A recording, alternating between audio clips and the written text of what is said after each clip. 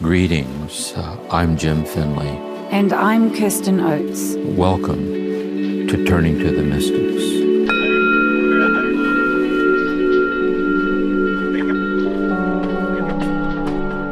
Welcome everyone. We're in season 5 of Turning to the Mystics, and we're turning to the anonymous author of The Cloud of Unknowing. And I'm here with Jim, and I've got some questions for you, Jim, about your talk last time. I wanted to start with something you said during the talk last time, which was you said that God's always meeting you where you are. I find that quite comforting, but I just wondered if you'd unpack that a little bit in relation to what you're teaching about the cloud.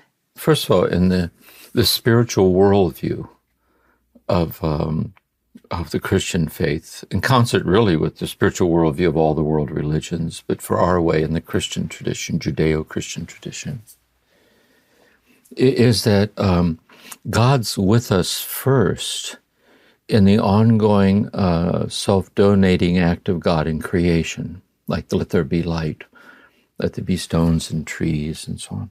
So what we have then is a self-donating act where the presence of God is presencing itself in and as the presence of ourselves and everything, in its nothingness without God. So in the ontology, or the very being of things, we see that the world is God's body, and that it's bodying forth the love that's uttering it into being. So there's that. Next, there then raises the question as persons, where we're created as persons, that we're endowed with the capacity, not just with reason, science, and all that, and culture, really, but we're also endowed with the capacity to awaken to that. That is, we're called with the capacity to be quickened by the divinity of ourselves in all things, which is religious experience. And then in the quickening, in the sense of the divinity or the wonder of each moment of life, we're then called to freely surrender to it, to this love, because love is never imposed, it's always offered. And the level at which, or the ways in which we're aware of the divinity of our life, and the ways in which we respond to it, that God's always present in that way, that God's always waiting for us where we are. So even at the most rudimentary level of the first stirrings of the holiness of life, God's wholly there, wholly giving himself to us in and as the sincerity of that. And then the author of the Cloud and all these mystics, the Gospels, are showing us how that can go deeper and deeper, deeper, deeper, deeper. So we're always trying to find out where we are, be present to that, because that's where God is with us, and see the mysterious path we traveled so far to get here, and then keep leaning into it to see what God has in mind, because it's eternal and endless into this arc, into being divinized, really, for all of eternity. That's so beautiful. It made me wonder about people who have found this podcast, and I wonder how God's meeting them in the way they found the podcast and as they listen to it. And that's what I think, too, when we first discovered the mystics, when I first read Thomas Merton, is you serendipitously come upon it. See? But then you can tell they're talking about what your heart has tasted. See, I can't explain this, but I can tell what's being spoken of is what my own awakening heart is being awakened to. And that makes it a real find. I find your community and enter it. And yeah, I think so too, yeah.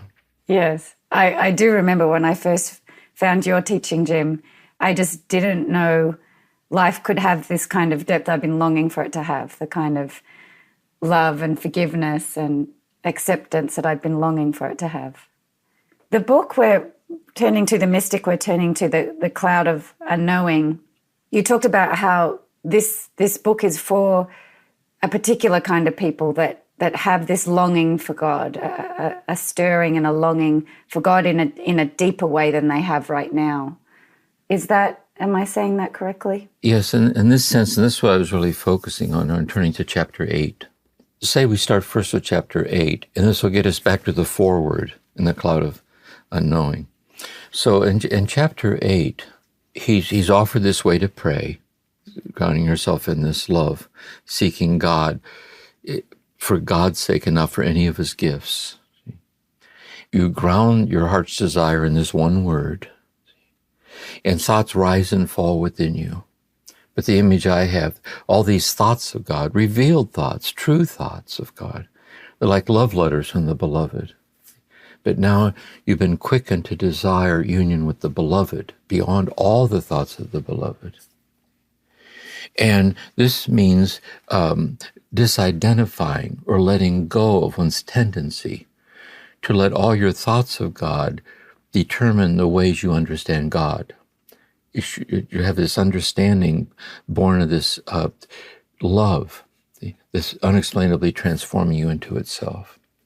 So then he says in chapter 8, because this is spiritual direction, it begins by chapter 8 with this directee, and by implication all of us, say, well, if you say that we're to put aside all these thoughts of God, why do I find them so helpful? Yeah. See? That's a good question. That's a great question. I open the Gospels, I from my Lectio, and Jesus says, fear not. I'm consoled by that. I'm touched by that. We saw this with Guigo, too, in the Meditatio, the reflection. So why is that? And he says, what you just said, that's a good question, he says. And he said, let me try, but it requires some explanation. So chapter 8, I think, shows us how this whole path calls upon us to be a reflective person, like to sit very quietly, to kind of quietly take unto ourselves a kind of broader, more enriched understanding of these matters. And this is where he makes this distinction between the active life and the contemplative, and the higher and the lower, and each, and where thinking pertains to each one. And so in the very first one, for example, he's in the lower stages of the active life. It's your active life. It's the way you treat other people every day in your life, your attitudes towards them, how you act towards them. And you're trying to act in ways every day as Christ calls you to act. How can I be more loving, more engaged, have more empathy, more sensitivity, be more supportive? As well, you should. You should do that. But in the higher phase of the active life, you realize there's a need to kind of pause and sit with the richness of that. See, like rather than throwing myself constantly into this activity, see, how can I ground myself in the depth dimension that's guiding my activity? And that's the higher dimension of the contemplative, the beginning of the active life, you're saying. And then he goes on to say, however, even in this stage about thinking, where you're still thinking, you're reflecting on all of this. And you're like, no, the thinking too, we need to see not so much thought itself. And he says, first of all, know that all thought is good, because God creates thought. God creates the mind to think. See? And so in this sense, all thought is the gift of God. It's a gift of God to think, the mind to think. He said, the question is, what do we do with it? So even in the lowest level of the active life, if our thoughts inspire us to be more loving, more kind, we see the goodness of thought. But thought can also, we can be judgmental, we can be proud, we can be, kind of grounded in our position on something. He says, so we're always, even at the lowest level, we're discerning out to always discern the quality of our thought in the light of love. See, and so that's kind of where he starts. I like hearing that, relating what can come across as a method, but relating it back to everyday life, because this is really about how we ground ourselves in God in everyday life, when we're not looking for a method but a way of being. Yes, exactly. In other words, let's say in the practice, we sit in a certain way, this way. And what we're doing at the end of each session of quiet prayer is we ask God for the grace not to break the thread of those attitudinal sensitivities as we go through the day. So little by little by little, the way we habitually go through the day is more and more non-distinct from the way we pray. And that's what we're really looking for, is spiritual character transformation. See, so it permeates every moment of our life. That's right, exactly. Just a reminder, I think it would be helpful, Jim, to just give a little reminder of the method. You've started to do that, but we're sitting in silence and we're there for an encounter with God, right? We're committing to saying yes to our desire for God, not knowing what to do with it really, but just we might have this desire for God. We sit grounded in the desire and a yes to the desire. Is that the starting point? Yes, let's start there, because that's where he starts. That's where the author starts. Yeah. And then we can see how, starting in this way, we're all invited to try it. And this is what's with the movement of centering prayer. It's a method that we're all invited to try this. Give it a try and see. So what the author is saying in the Cloud is that he has more in mind first a very specific thing. That he's talking to this directee who's coming to him for direction, and by implication, all of us. And the directee isn't saying, how do I apply the truths of Jesus to my attitudes towards my spouse and towards my children? How do I apply it towards how I see the suffering of the world? All those are very important questions. How can I reflect on this? He begins to pick up in the person, not just that they've had these moments of a blind stirring of love in their inmost being, of the Spirit stirring them to love. That is its innermost. It's that hidden place, deeper than feeling, deeper than thought. But when it stirs, its reverberations echo out into reflexive consciousness, like something wondrous is happening. And then he also is saying, in these stages of the Christian life, the active life, the common way of living the Christian life, the special way, devotional sincerity, the singular way. The singular way is where these stirrings of oneness, I think, happen to everybody from time to time. We're all graced like that. Mm-hmm. And I think what they tend to do is they tend to hallow our daily life, or quicken it, or they illumine our prayer, our activity. But he's speaking to the person for whom those fleeting turnings, those fleeting quickenings, he says, you live now at the deep solitary core of your being. That is, you've come to a place where in some unexplainable way it has become an imperative of your heart to habitually stabilize in that divinized state. And here's a way to do that. Here's a way to do that. And then he gives his method. Now the method then is not really a method as anyone can just try it. The method concretizes a way to stabilize in a stance that offers the least resistance to being taken by God into the depths of God beyond thought. See? And so it's similar in all these mystics. Teresa of Avila starts out the first three mansions of the interior castle, we might say, are the active life, psychological, spiritual maturity. But in the fourth mansion, she speaks of something starting to happen to you, namely your heart's being enlarged to divine proportions. She says, now let me share with you what I've learned about how to surrender to that. So her method is really a way of obediential fidelity to this deepening event. Same with John of the Cross. He says we have to follow Christ in all things. But in order to follow Christ, in order to imitate him, we have to study his life, like open the scriptures, sit with it. But then what you do is you start to discover the loss of the felt sense of God's presence, drawing us into a passage through a dark night. See, this deprivation. And I'm here to help you to surrender and understand what's happening to you. Likewise with goigo, lectio, meditation, and prayer, the prayer reaches a threshold of desire that becomes an unbearable desire that you're powerless to consummate. And so the whole steps of the ladder for the person who's reached that point is to stay there at that place, see, so it can have its way with you. so that it drops down and touches everything.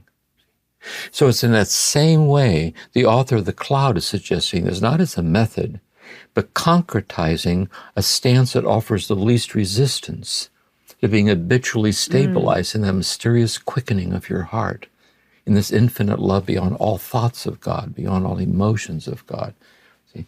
So in that sense, see, it's a kind of the active aspect of cooperating with the grace. That's helpful, Jim, to hear you explain that. It's so countercultural. Like we want to grab a method and say, if I do this, I'll get to unitive consciousness. Like start tomorrow. Exactly. I'm excited.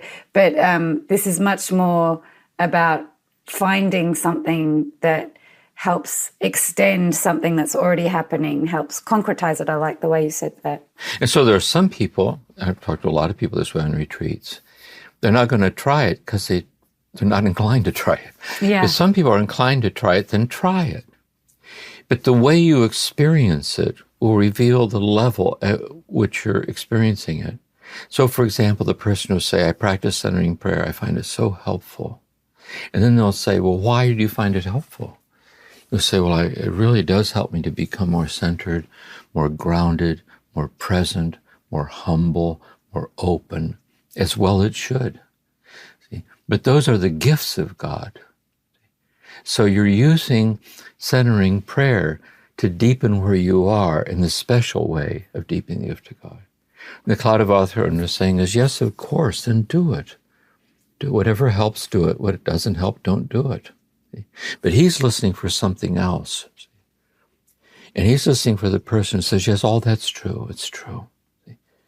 But right now, what's more important than all of that is I feel within myself a burning desire that I can't feel. It's a desire that I do not understand. See? And I feel in some way, not God's gifts, but the very presence of God as accessing me. And I've passively received it into myself. And I want to know, how do I surrender to that? See? And so in chapter 8, he's saying it isn't either or. Like you're in this active state and you hit the mystical threshold, you throw the switch and you're a mystic. It isn't, it's a continuum. It isn't an either or, but it's a continuum of discernment of like where we are and the way that we might find this way to pray helpful to us. So then in the method, we're grounding ourselves in a word, and we're looking for a word that does concretize, like in our hearts, it's kind of concretizing that openness, that desire. That's how we can see the word, not just as a word of distraction or a word of, but it holds our own kind of hope and longing and desire. And then there's this idea of the cloud of forgetting and the cloud of unknowing. So we're letting go of two different kinds of thoughts. Is that right, Jim? How to think of those clouds? Let's say that we find ourselves being drawn into this mysterious realm where it isn't just that there's been this fleeting flashes of the stirring, but a deep longing to abide there or to let it have its way with us. So he's saying what to do here then is you have to stabilize in a daily rendezvous, to stay vulnerable and open to it long enough to let it have its way with you. So what you do is you take a word, and he said a simple one's better than a long one, but choose one that's meaningful to you. See? So Jesus or mercy or yes or whatever. Mm-hmm. And then you use that word to ground yourself in the desire beyond all thoughts of God. You ground yourself in a word to ground yourself in finding your way beyond what any word can say, see, including this word. See. Now, in that stance, then, what happens is that when you're sitting there, there's still these thoughts of God that come up. It's understandable that they would. Through the liturgy or the scriptures, they would. And so you don't reject any of them. But you notice then that even the thought of God's infinity is a finite thought of God's infinity. That even the thought of God's eternity is a fleeting thought of God's eternity. And therefore what you do is in an equal-minded way, you realize that thoughts about God, for all their gifts to us, are impoverished when compared to the infinite mystery of very God beyond all thoughts of God.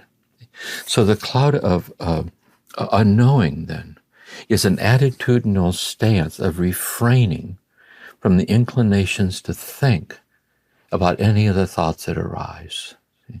And the way you do that is you keep turning to the Word, like Jesus, Jesus, Jesus, Jesus, whatever, God, God, God, to stabilize in this mysterious inner place of sustained receptivity to this love beyond all thoughts of God.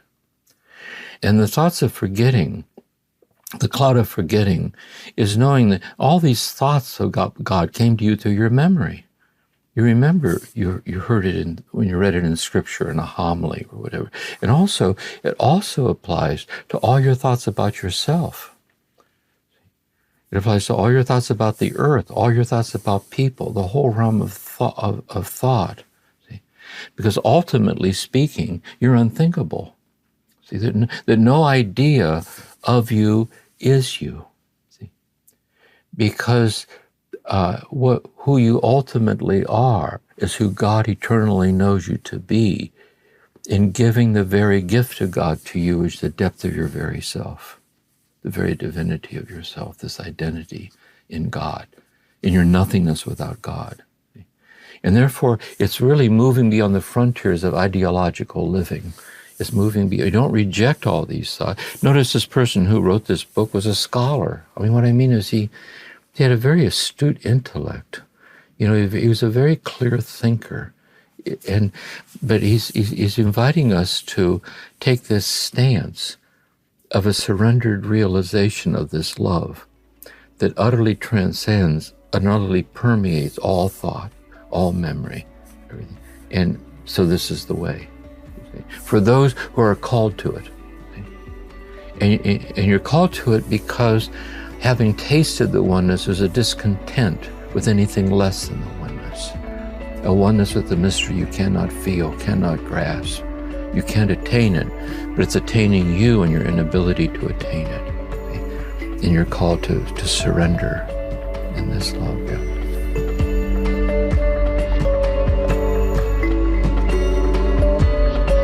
Turning to the mystics, we'll continue in a moment.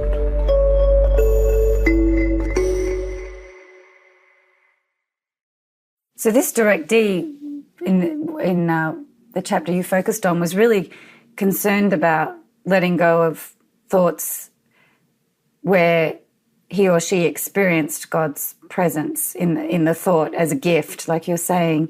And it's almost like a fear of letting go of those thoughts, because is there a God beyond, or am I rejecting God? Yeah, exactly. Is that part of what feels like a death? Because you talk about this practice can feel like a death. Is there a fear of there's something clinging to those thoughts that's anxious about letting them go? Does that part go through a kind of death? Let's say this in chapter 8, where he kind of fans this out, this broad-based way. Mm-hmm. He kind of starts at the lower level of the active life, in which we're actively engaged in our thoughts that guide our daily activity. As well you should. The example I used in one of the talks, I think, is that if you're flying in a commercial flight and the pilot, you're 35,000 feet, comes over the speaker system and announces that he's a mystic and feels a vision coming on, you'd hope he'd fly the plane. See? In other words, the holiness is in the concreteness of what love is asking out of us. We need to think clearly. See? Likewise, in the more interior phases of reflection, we need to think clearly. Meditatio is the mind clearly processing what's received. See, in the being accessed and touched by God, to meditate, reflect upon it, take it to heart, get deep into the Word. He says, so you should do that. You should do that. But what he's saying is this. So there comes a point then where a person says that, is this all there is? In a way, I'm consoled by it, because if I just keep reading more books and studying more things, and you might be right. I mean, keep reading. Keep turning the pages of Scripture is what you should. See? But he asks, is there more? That's the way the cloud puts it. Is there more? And what's more is God, is the infinity of God, not God in his gifts and in the thoughts of God, but very God, as he said, naked, as God is in himself. And that it's infinite. Not only is there more, but it's infinitely more than more. See, good, better, best. It's infinitely better than the best. See, so we're not called to the best, see, which is comparative, but we're called to what's infinitely better than the best, which is the infinity of God being given to us as our deepest self. We're called to realize his destiny. So that's what he's saying. He's saying that there's more. Now, it's very scary because there's a comfort in our reflective thoughts. And it can be disquieting when our present assumptions about ourselves and everything are no longer adequate to understand what's happening to us. And that's why it requires a kind of a trust. Thomas Merton once said, one of the great gifts of the contemplative life is freedom from the need to understand. And because anything we're capable of understanding in our finite mind illumined by faith is finite. But there's a deeper way to understand what it means to understand, which is being called, and we begin to sense it by the inadequacy of what we're capable of understanding. See? Because of this love that stirs in our heart. It's a very subtle matter for spiritual direction, really. And I think especially in monasteries, everything's intended to cultivate this or protect this. Out here in the midst of the world, the world doesn't invite this at all. Therefore, how am I, in the midst of my daily life, in everything that's going on, how am I to believe that such a thing pertains to me? And how can I be faithful to it? So when I left the monastery, I started giving these silent contemplative retreats around the country, a few times in Europe. And these are people in the world, like college students, married people, mothers and fathers, divorced people, widows, so on, people in their professions. But when they heard the retreat was in silence, and the meals were in silence, and there'd be silent sittings, and the mystics, they came. Because it finds whom it finds. It gives itself to whom it gives itself. And you can feel something tugging at you. So when you open up the cloud or we listen to these mystics, it's like a homecoming. Like I found my place. You know what I mean? There's something about it that rings so true to who I believe I'm called to be. In this chapter, there's the focus on the thoughts about God, but I also wanted to ask about, in the cloud of forgetting, when I remember when I started this practice, there's a lot of thoughts that come up that aren't just about myself or about the earth, or they are about myself or the earth or others, but they're critical, they're judgmental, they're kind of, or I start having, thinking about what's for dinner, or and so I can see I'm frustrated the way my mind wanders around. But I wonder, those kind of thoughts, how do we handle seeing this stream of thought, seeing things that we might not appreciate about ourselves or we wish was different, or it might be disconcerting to witness? In the Cloud of Unknowing, there's a chapter on how to handle distractions, and it's chapter 32, and he says this. He said, when these thoughts come at you like this, he's giving some stress, and they won't let go of you. They're persistent. He said, what to do? He says, to look over their shoulder as if you're looking for something else. He says, which of course you are. So the thought arises, and you go, very interesting. But that's not really what I'm looking for here. And precisely because you're a thought, that you're not what I'm looking for. You look over what's beyond my thought.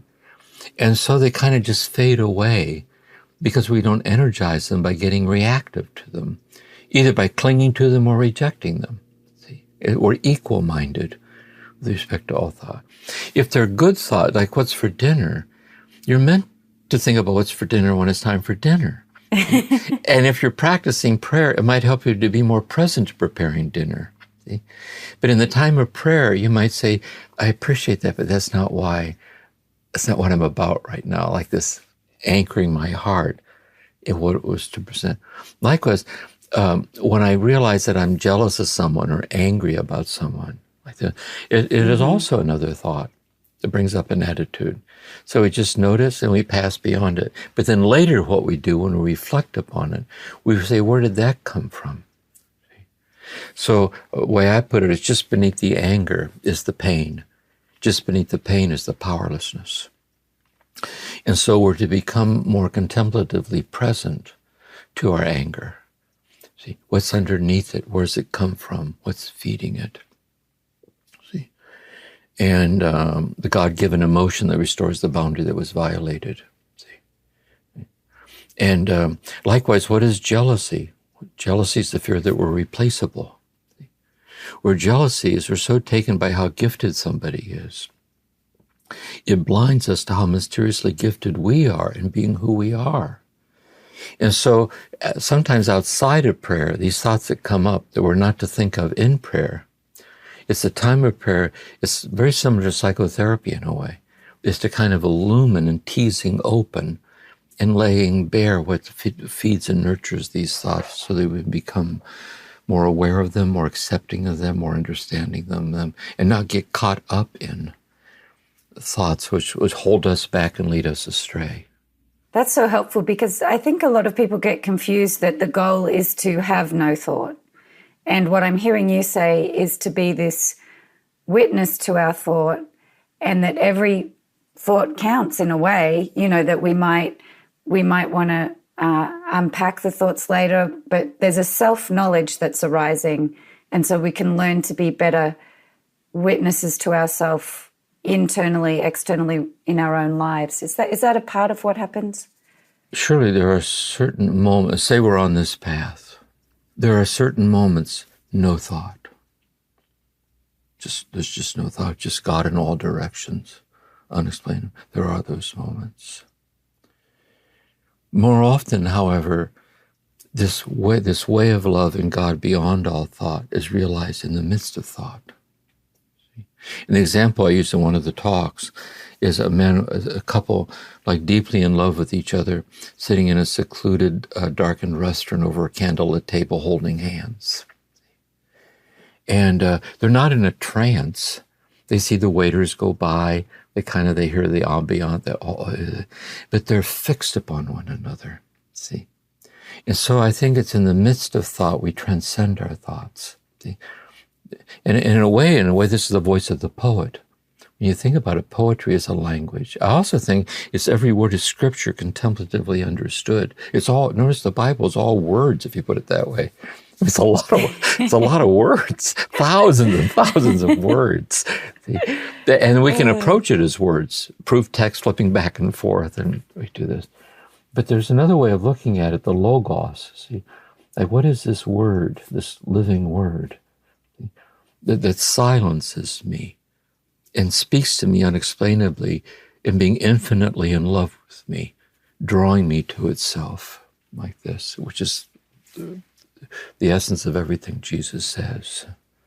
See? So then when I get up from my time sitting this way, I might approach everything that arises with that kind of grounded confidence and care. Exactly. Because I think what it does, and say for the author of the Cloud, it grounded him in his commitment to teach this. Mm-hmm. You can tell he's very committed to it. So it circles me back around is what is the incarnate infinity that's present in the classroom of students that I teach every day? What is the divinity that's present in my terminal diagnosis as I go day by day by day? How is it present when I water the house plants? or I sit quietly at the end of a day, or I'm engaged in, going to work in the morning, in via, like on the way, all my brothers and sisters in Christ heading somewhere. Where do we think we're all going? And what's the holiness of this passage? And so it habituates these kind of sensitivities, I think, to the concreteness of the divinity of everything. It becomes more and more habitual as this sensibility or sensitivity that we have. And he affirms that in the guidance he gives to the directee around being able to discern thoughts more clearly, like back in the world. That's right. To follow the path of love, that this practice would lead to better discernment. That's right. Yeah. And this is why I ended it by saying that about the prayer and the guidance in the prayer, like this is your way, so, like this, and we looked at that. Then at the very end of the book, chapter 74 and 75, he says, this might not be for you. Sorry to take up your time. I'm just trying to help.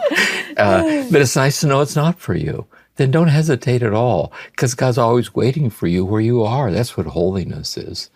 See? It's not trying to reach some states of consciousness. It's trying to surrender to the will of God and how God is present to us. See? But then he's going to say, then how are we to discern that it's for us? And that's where he gives these signs of saying that the first sign, that through the practice of this prayer, you're completely committed more than ever to do the will of God, which is to live by love. Also, when it goes away, when the ability to sit like this goes away, there's just nothing but thought, there's no there, is that God sometimes takes it away to let you know you're powerless to do it. Let you be presumptuous and think you can do this like a method. See, you can't do this. If you could do this, it would be just more of you. See, but there's a sweet infusion of God beyond what you can do. And so it's humbling. And it's what you learn about yourself when you can't do it. It's its own contemplative mystery. Because God's the infinity of your inability to do it, deeply accepted. See, and then he says, and then when it does return, and you can do it, he said, then when times when you can't do it, you realize something's missing. You can't name it or explain it. See? And it's missing. See? And then when it does return, you know it by the joy you feel in its return. As a matter of fact, the joy is even heightened by its painful absence when it returns and gives itself to you again. So he gives like discernments of our heart to know it is for us. And so he says, read it, sit with it, take it to heart, as it's given to you to do so. I think all these mystics are saying that. But they circle back around and say, but they're always paying particular attention to the one who's being particularly called to this more contemplative, wordless way, because it's very hard to find somebody to talk to about this. That's the thing. And that's why we treasure these mystics, in case you are in the midst of all the unresolved matters of your heart.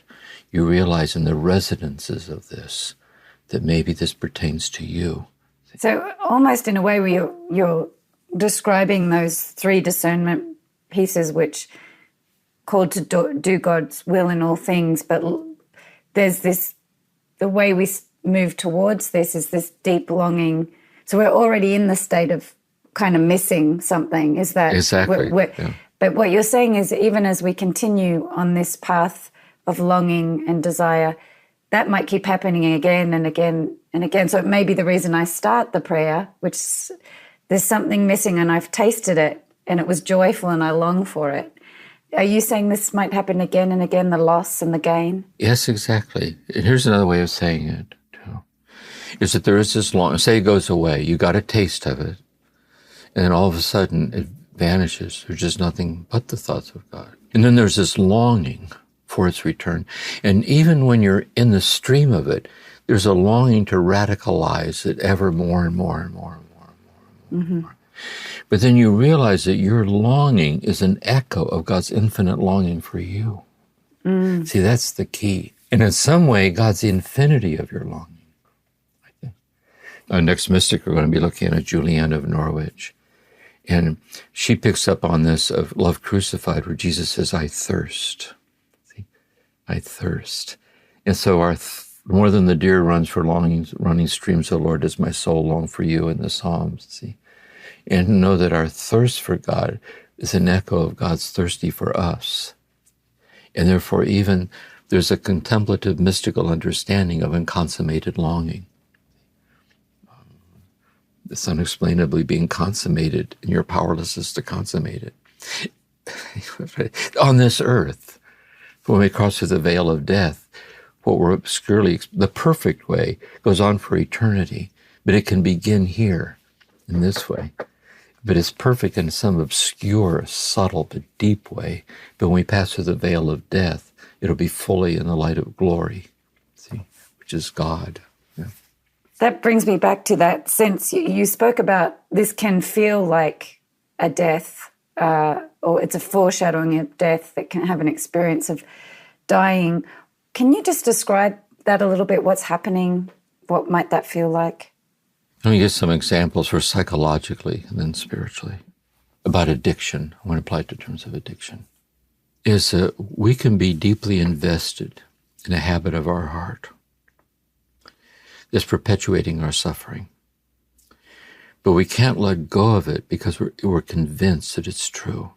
St. John of the Cross has this lovely image. He said, imagine your chest is made out of glass, and imagine there's a light from your heart shining out. So you see everything in the light shining out from your own heart. So if your heart is filled with fear, everything or everyone you see is something to be afraid of. If anger is in your heart, everything you see is something to be angry about, et cetera, et cetera. It's something to attain, possessiveness of heart, one more thing to attain. And then what happens to a person is they come to a point where they realize something's not working here for me. I'm not happy. And as they slowly look at it, a lot of, like, say, psychotherapy or 12-step recovery, you start dismantling your assumptions and the intensity of your conviction. You see their bankruptcy of their nothingness. And in accepting their nothingness, the light that was always there shines through. It's a conversion process because the you that has been addicted to that doesn't quietly step aside to set you free. Mm. So there's this wrestling process and surrendering to God in the struggle to let go of what hinders us from finding what alone fulfills our heart, like that. And there's that. What the mystics are saying is we're addicted to the finite.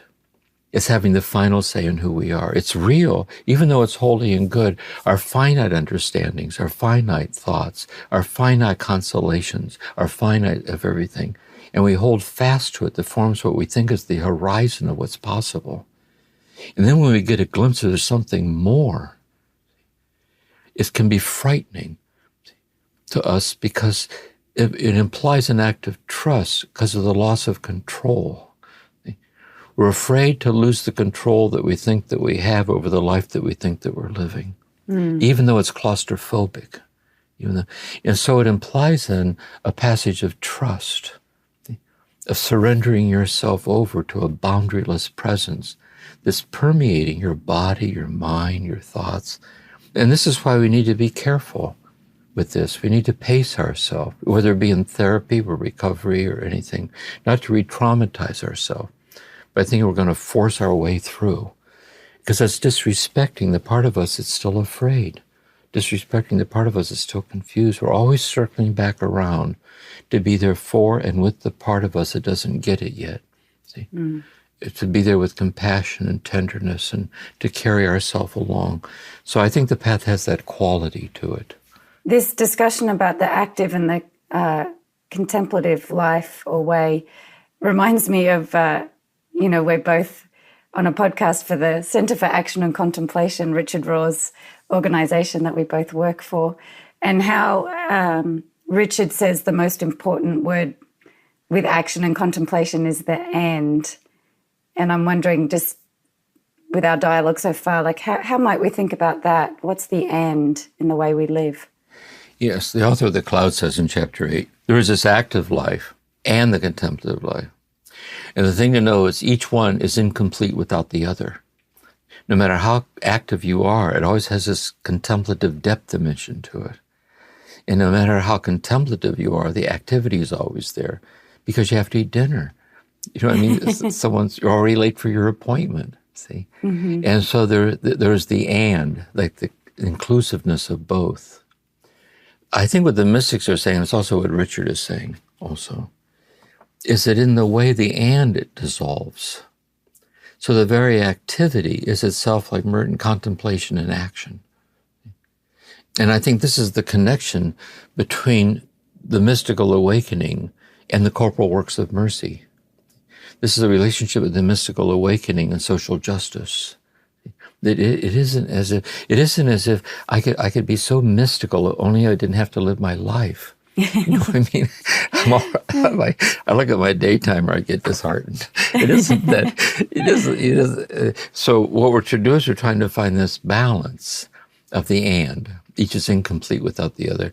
But if we just keep going, we discover that each is present in the other. See? And I think that's Christ consciousness. So when Christ walked this earth, there was no and. For it wasn't God and all of you. See? There was all of you that I eternally knew in me and God before the origins of the universe, concretely present. And so all these healing stories in the Gospels, and the healing event was really, they were quickened by what we're talking about. They had to go live their life. And Lazarus was raised from the dead, but he had to go die later. You know, they're all dead. Every single one of them. They've been dead for years, and we'll be dead soon ourselves.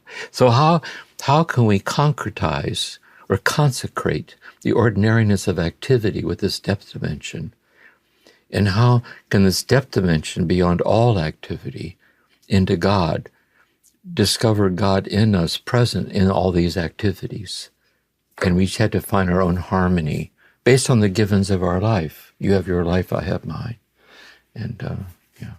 Before we end, I'm just going to say, when I asked you the question about, my thoughts come up, they're judgmental, they're critical, and you paused for a bit. I thought you were going to say, oh, dear. That's not normal. I'll share with this weird image. It comes to I used to lead this contemplative prayer group at St. Monica's Church. There'd be like 60 to 100 people there. And I'd give a talk like this on the mystics. And then we would turn out all the lights like candles around the room. It was at night. And we would all sit together in the dark, sitting. Then we do walking meditation, and we would sit and $3 donation for the poor and a dialogue. It was very nice. So I had this image that I'm sitting there in meditation like this, and we're all sitting there so poised, sitting straight in the dark. And what if you're sitting there like that in a room full of meditators, and you don't know it, but there's a big TV screen over your head, and everyone in the room can see the thoughts that you're having while you sit there. And you hear giggling and laughing, and you glance up and you see that they see it too. It's so embarrassing. But if everyone had a screen over their head, see? Yeah. One of the monks at the monastery, Father Matthew Kelty, was such a holy guy, was my confessor for a while. He said, when we chant in choir, in the monastic choir, we didn't talk to each other, we used sign language. And we're chanting the Psalms back and forth in choir. He says, you wouldn't know this because we don't talk to each other. He said, but I'm having a very hard time living in this monastery. And when I stand in choir, I look across the aisle about why life is so hard for me here. It's all of you. And he says, you're probably having a hard time too. I just get a sense it's probably true. And you're looking across at why it's me. The issue is, it's not working here. And at the end of each psalm, glory be to the Father and to the Son. So Merton talks about communal dread. You know, this is impossible. See, so there's this thing, Desolation Row. Who's this rock singer? Who sang Desolation Row? What's his? Oh, I'm not going to be able to remember. Yeah, he's so big. Yeah. I like him so much. Merton like him so much. He had a song about Desolation Row. He said, we're living our life on desolate. The ending of a relationship, and you know why. You're the reason why it ended. You live on Desolation Row. So there's something unworkable here, which, look at the cross. Mm-hmm. Jesus says, follow me. Sounds great. Do you see where he's taking us? This crucifixion of our dreaded and cherished illusions, that anything less than love has the authority to name who we are. But we're attached to those illusions, see? And we're all caught up in this together, which is the divinity of the communal fragility of ourselves, infinitely loved. And I think this whole path has that feeling to it. You're like, oh my, I just told Jim that I had judgmental thoughts. I'm going, seriously? I don't believe, how did you, oh my gosh, so upsetting. Now I have a judgmental thought about you for having judgmental thoughts. Oh, and that's so the dilemma. That's our dilemma. Well, thank you, Jim, for guiding us and helping us in this beautiful and broken dilemma that we live in. Yeah. Yeah, exactly. And now we'll turn to our end, which is Corey, and say thank you, Corey, for helping us in the background, and thank you, Jim, for today. Thank you and Corey both. Thank you. It's a gift. Thank you for listening to this episode of Turning to the Mystics, a podcast created by the Center for Action and Contemplation. We're planning to do episodes that answer your questions. So if you have a question, please email us at podcasts@cac.org or send us a voicemail at cac.org/voicemails. All of this information can be found in the show notes. We'll see you again soon.